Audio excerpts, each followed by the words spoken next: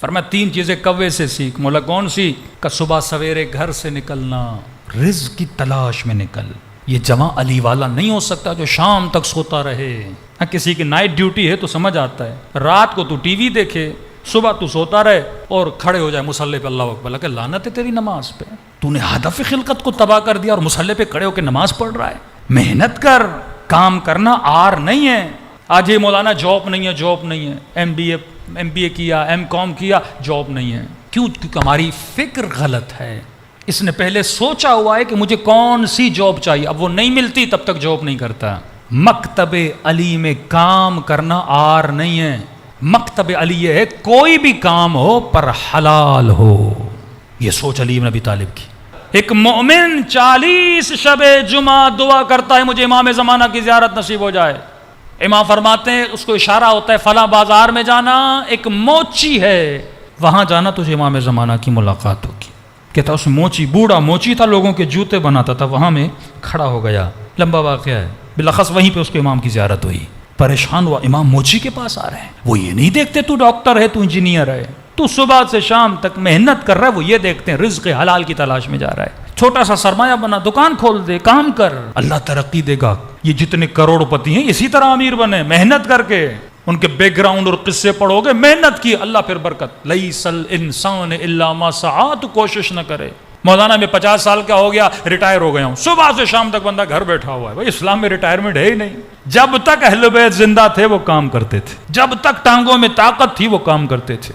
مقصد حیات 3 چیزیں کوے سے سیکھ. صبح جلدی گھر سے نکلنا، شام جلدی گھر آنا. جلدی گھر چلا جا. یہ ہوٹلوں پہ، یہ چائے کے ڈھابوں پہ وقت ضائع نہ کر. وقت بڑا قیمتی ہے. تو دنیا میں کچھ کمانے آیا ہے، گوانے نہیں آیا. جلدی گھر چلا جا، بیوی بچوں کے پاس، ماں کے پاس، باپ کے پاس. تھوڑی خدمت کر جا کر ان کی. ماں کے پاؤں دبا، باپ کی دعائیں کما. پھر جلدی سو جا تاکہ نماز تہجد پہ تیری آنکھیں کھلیں. فریش ہو کے پھر کام پہ چلا جا.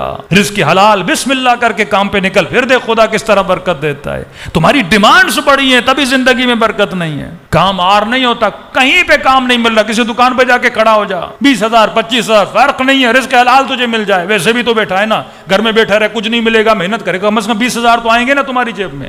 کئی ایسے میں کروڑ پتیوں کو جانتا ہوں، دکان پہ کام کرتے تھے، مالک سے آئیڈیا لیا اور خود کروڑ پتی بن گئے. کوئی ہنر تجھے آتا ہے نا، کچھ چیزیں سیکھتا ہے، اللہ آئیڈیاز تمہارے ذہن میں ڈالتا ہے، تب جا کے تو کماتا ہے.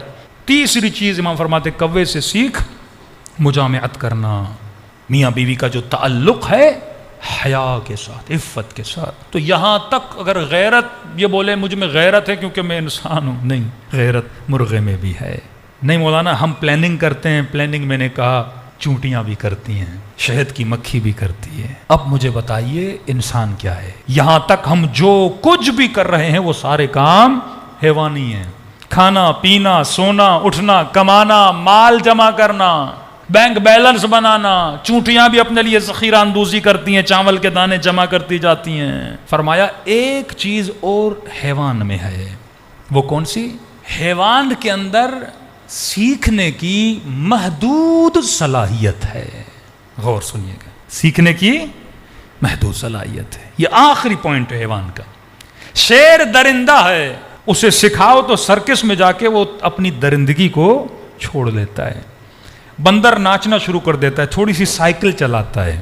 اچھا ہمارے اندر بھی سیکھنے کی صلاحیت ہے، لیکن ایک ڈفرنس ہے.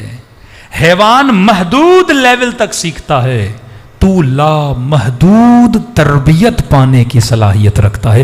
یہ تیرے انسان ہونے کی دلیل ہے. تم ایک شیر کو انجینئر نہیں بنا سکتے، ایک شیرنی کو ڈاکٹر نہیں بنا سکتے. اسے بہت کم سکھا سکتے ہو. اتنا نہیں سیکھ پاتا کہ وہ مثلا گاڑی چلانا شروع کر دے، اتنا نہیں سیکھ پاتا کہ وہ پوری فوج چلانا شروع کر دے. نہیں، یہ تیرے اندر صلاحیت ہے. تو انسان ہے. کیوں انسان ہے؟ کیونکہ تیرے اندر لا محدود سیکھنے کی طاقت ہے، تربیت لینے کی طاقت ہے. اب سوال یہ ہے کہ تو نے 60-70 سال میں تربیت کتنی حاصل کی ہے، یا یہ کہ تو 60 سال وہی کرتا رہا جو حیوان کر رہا ہے. تربیت پا کر تو سلمان بن سکتا ہے. پہلے دن سے سلمان نہیں تھا. ہور کیوں بنا؟ کیونکہ ہور نے تربیت پائی. اب سنا ہدف مجلس حسین کیا ہے. مجلس امام حسین میں کیا لینے آتے ہو؟ پیسہ لینے آتے ہو؟ نہیں. مجلس امام حسین میں کپڑے لینے آتے ہو؟ نہیں. مجلس امام حسین میں کھانا لینے آتے ہو؟ نہیں. مجلس حسین کا مقصد یہ ہے کہ جب مجلس حسین میں نہیں آتے تب تک تمہارے اندر حیوانیت تھی، لیکن جب حسین کی مجلس میں آتے ہو تو حسین تجھے ہور بنا کے جنت کی طرف روانہ کر دیتا ہے.